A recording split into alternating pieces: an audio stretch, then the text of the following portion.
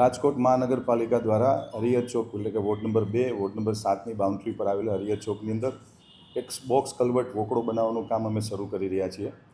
કામ ઘણા સમય પહેલાં મંજૂર થયું હતું, પરંતુ સર્વેશ્વર ચોકનું જ્યારે કામ ચાલતું હતું ને એ રોડ બંધ હતો, કે ટ્રાફિકનું ડાયવર્ટિફિકેશન આપવામાં આવ્યું હતું, તેના કારણે કામ શરૂ નહોતું થયું. હાલમાં સર્વેશ્વર ચોક અને યાજ્ઞિક રોડ ખુલ્લો થઈ ગયો છે.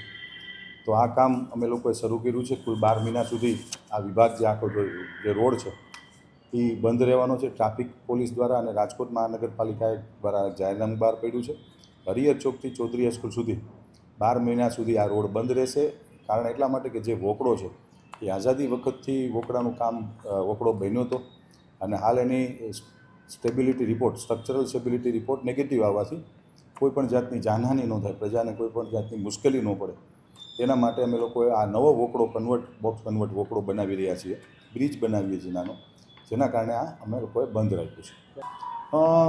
લોકોને હાલાકી પડે સ્વાભાવિક વાત છે, પણ રાજકોટ મહાનગરપાલિકા અને કોઈપણ સરકાર હોય હંમેશા લોકોની જાનમાલની ચિંતા કરતું હોય છે કે કોઈપણ વ્યક્તિને જ્યારે નુકસાન ન જવું જોઈએ. એવા સંજોગોની અંદર આપના માધ્યમથી રાજકોટના શહેરીજનોને મારી વિનંતી કે 12 મહિના સુધી આ રોડ એટલા માટે બંધ કરી છે કે નવો બ્રિજ બનાવીએ છીએ, જે 30 વર્ષ 35 વર્ષ સુધી આવનારા ચાલે એના માટેની આખી વ્યવસ્થા છે. 12 મહિના સુધી જે ટ્રાફિકને જે ડાયવર્ટ કર્યો છે એ ડાયવર્ટમાં આપણે સૌએ ફોલો કરવું પડશે, એટલી આપની સૌને વિનંતી કરું છું.